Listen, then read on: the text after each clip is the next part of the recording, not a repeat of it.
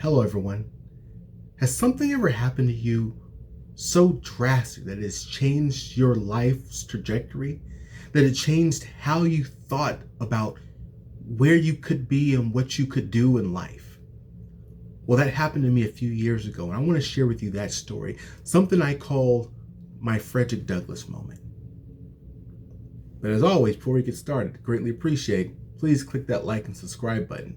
It powers this channel and allows me to share these stories and many like it with other people and help them reach their career and life goals as well. No further ado, let's get started.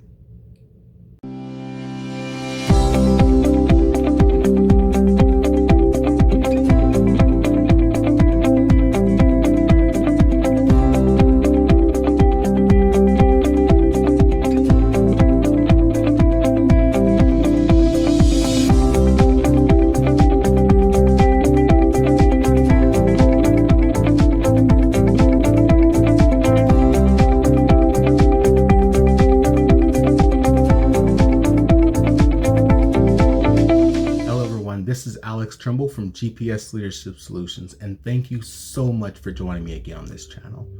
Today I want to share a story with you which changed and impacted my life so much to the point that I actually changed the trajectory of my career and what I want to do and where I want to end up in my life.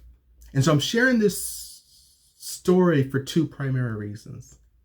One, because I've been sharing it on a one-on-one basis the last few weeks, and I've had a number of people ask me, please share this via YouTube. A lot of people need to hear this story, this message. So that's one reason. The other reason is I believe that this story is extremely timely. See, right now it is Black History Month, and to pay homage to honor, to just show respect to the founder of Black History Month, Dr. Carter G. Woodson, I thought it was nothing more than appropriate to tell a story about a great man, Mr. Frederick Douglass, and how he impacted my life. So I'll go on and get started. See, when Frederick Douglass was about 8 years old, he was still enslaved. See, at that point, he was moved from the plantation in the fields to the city to live and work for another white family. See, the woman in that household had never owned an enslaved individual, so she didn't know how to treat him. So how does she treat this 8-year-old boy? Like an 8-year-old boy. She was nice to him. She was kind to him. She cared for him. See, he even said it in his own words, in his own memoirs, that up until that point in his life, she was the nicest white person he had ever met. Up until that point in his life. See, because she didn't know how to deal with him, quote unquote, how to deal with him as an enslaved individual, she started teaching him how to read. And if you don't know, teaching an enslaved individual how to read was illegal back in those days. See, one day the husband came home and saw what she was doing and immediately began to reprimand her and let her know that in no uncertain terms is she to teach this slave how to read. And as he was going on telling her why she couldn't do this, with Frederick Douglass, little 8-year-old, approximately 8-year-old Frederick Douglass standing right there, he says something to her that changed Frederick Douglass's life forever. What he said literally resulted in Frederick Douglass later on escaping slavery and becoming free and becoming an abolitionist, becoming a great writer, orator, and true influencer and statesman in the United States, becoming a true hero. What he said to her was, if you teach a slave how to read, you'll make them unfit to be a slave. See, when Frederick Douglass heard that, his mind was changed. He said, well, if I learn how to read, I don't have to go through all of this pain and suffering. I can live on my own and be my own person if I learn how to read and write. So from that moment forward, he did everything he could to teach himself how to read and write. And ultimately, it was those skills that allowed him to escape into freedom and do all of the good that he did after becoming a free man. See, I refer to that as a Frederick Douglass moment, something that happens in your life that has such a profound impact on you, that it changes your mind, changes your heart, and changes the direction of where you want and think you can be and go in the future. See, when you realize that, where you are today doesn't mean that that's where you have to be tomorrow. And see, let me just share my story with you real quick. See, a few years back, I was working for an organization that was going through some budget issues, and they had to lay off me as well as a number of other individuals. And so for over a month, no paycheck coming in. For over a month, no job to go to. I was one of the blessed few who had budgeted fairly well. My wife and I live well beneath our means, so we have a good emergency fund. So we weren't hurting for money, and we figured we'd go back to work at some point. So during that month plus I had off of work, I focused on things that were important to me. See, I had never had that much time to myself. I'd always been told, as you have probably been told, that, oh, you got to be working all the time, right? That's how you know you're productive. That's how you have motivation and self-esteem and all those good things. You got to be working for somebody else. That's what I've been taught. That's what you've been taught. That's what we've been taught ever since we were kids.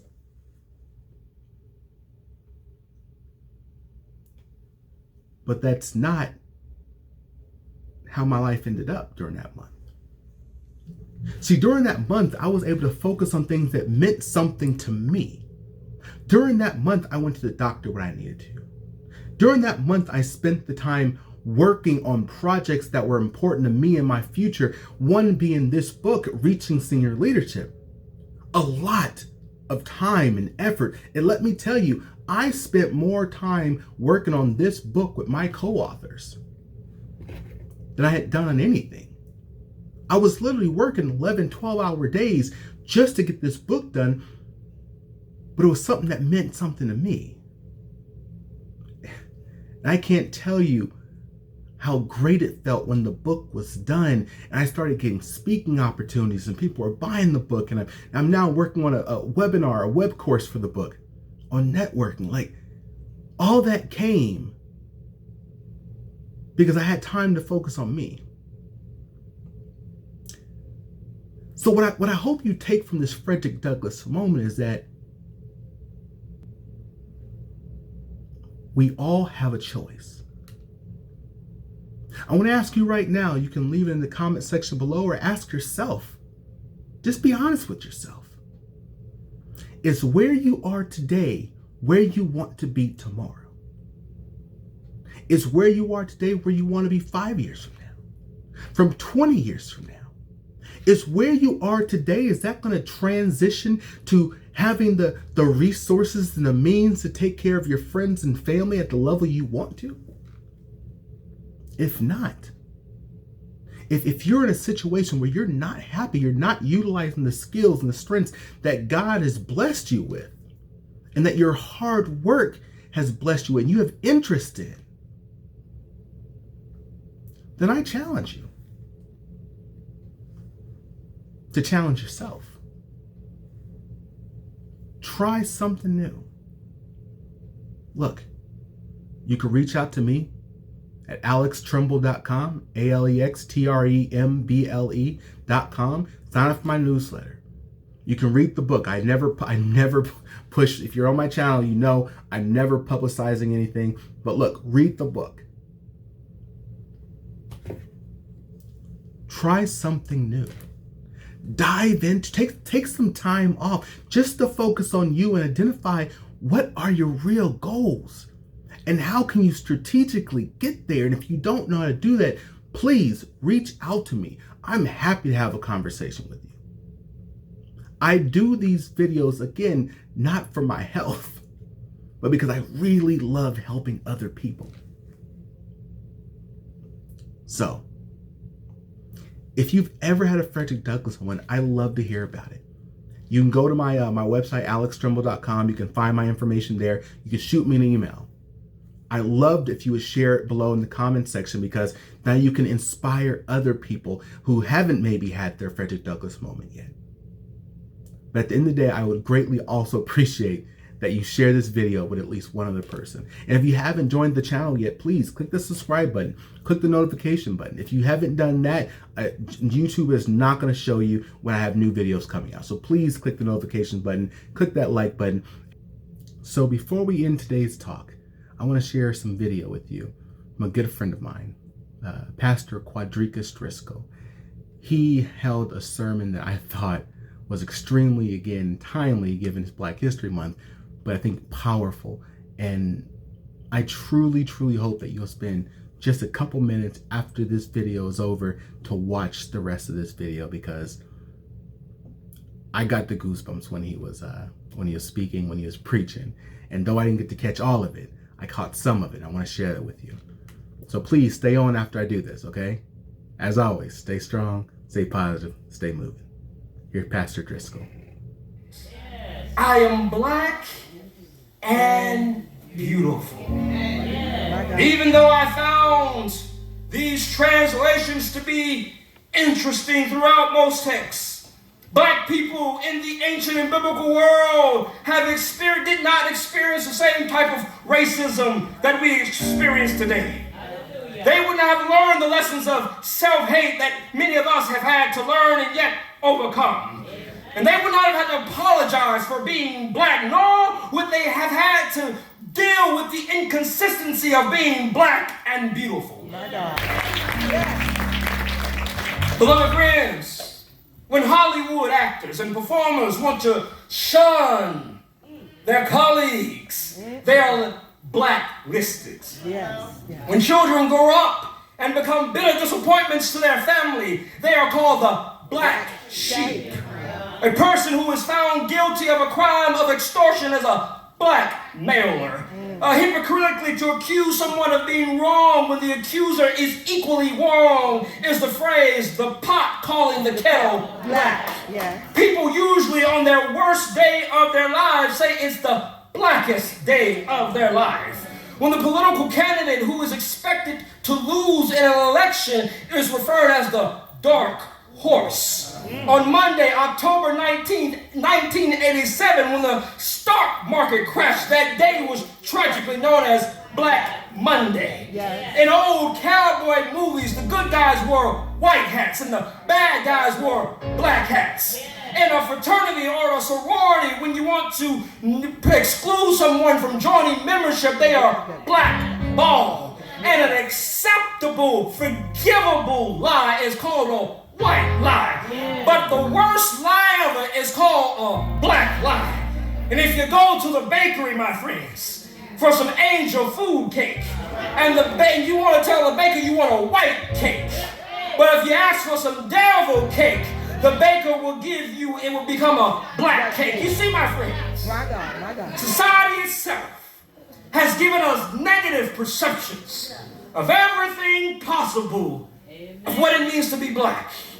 It's some small, unconscious, psychological trap that have had these negative feelings wrapped up in us of what it means to be black, especially in this country. But just for the record, that throughout our history, it just didn't begin on a slave auction block in the antebellum South. Furthermore, our history didn't begin with the European invasion of Africa. But our history stretches back to kings and queens of Africa and is located right there in the same Bible we call the Word of God, my friends. We come from a great people and from many great nations. And we celebrate today because it's not only Black History Month, but we celebrate today because we are indeed black and beautiful.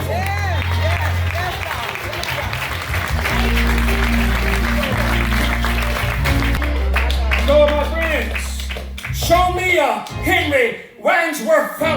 Othello, and I'll show you a Paul Laurence Dunbar. Show me an Ernest Hemingway, and I'll show you a James Baldwin. Show me a Margaret Mitchell, and I'll show you a Zora Neale Hurston. Show me a William Lord Garrison, and I'll show you a David Walker. Show me a Thomas Edison, and I'll show you a Benjamin Banneker.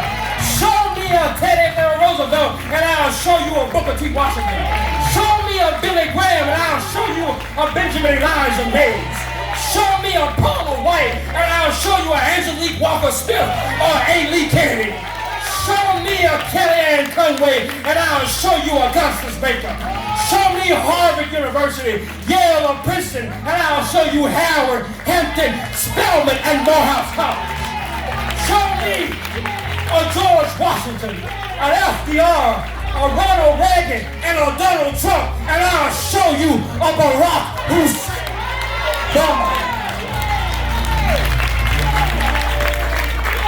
So don't give up. Don't give in. You come from good stock. You're black and beautiful.